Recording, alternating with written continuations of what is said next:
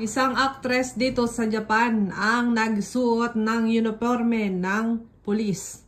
Ito ay pagwa-warning para sa lahat ng mga Japanese or kahit man tayo mga foreigners na maging aware daw sa mga scams or fraud. Dahil siya daw mismo na dati ay hindi naniniwala sa mga scams or fraud, ay bigla daw sa kanyang may tumawag na nagsasabi na siya ay may bayarin.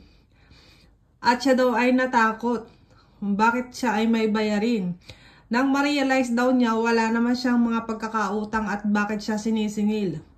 Doon daw niya naalala na baka ito ay scam. Siya mismo ay sinubukan ng scammer na iskaman ng pera. Kaya naman isinusulong niya ang uniformeng pulis para tayo mismo ay maging pulis sa ating sarili.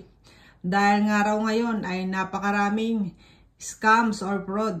Yung mga nagpapanggap ng pulis at nanghihingi ng details sa mga bank account.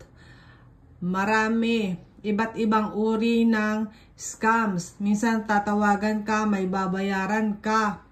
Iba't iba guys ang estilo ng mga scammer. Kaya ito siya nagpapaalala sa lahat na maging aware ang lahat ng Japanese, kahit sino mang nationality dito sa Japan, na kapag may tumatawag sa telepono ay huwag basta-basta makikinig.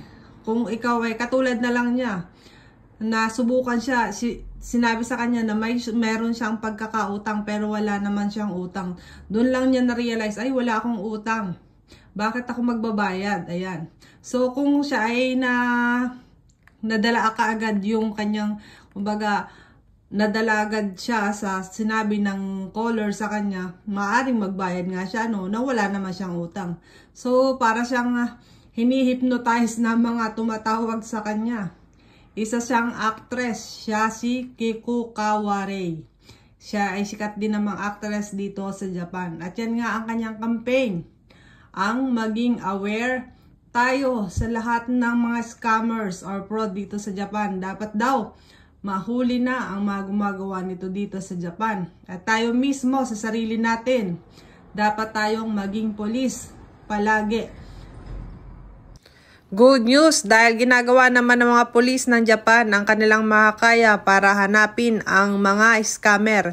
Pero kailangan pa rin mag-ingat tayo sa mga makakausap natin sa telepono o kahit man sa mga messages. Yung mga nagbibigay sa atin ng link, wag na wag nating basta bubuksan. So yun lang guys, thank you for watching.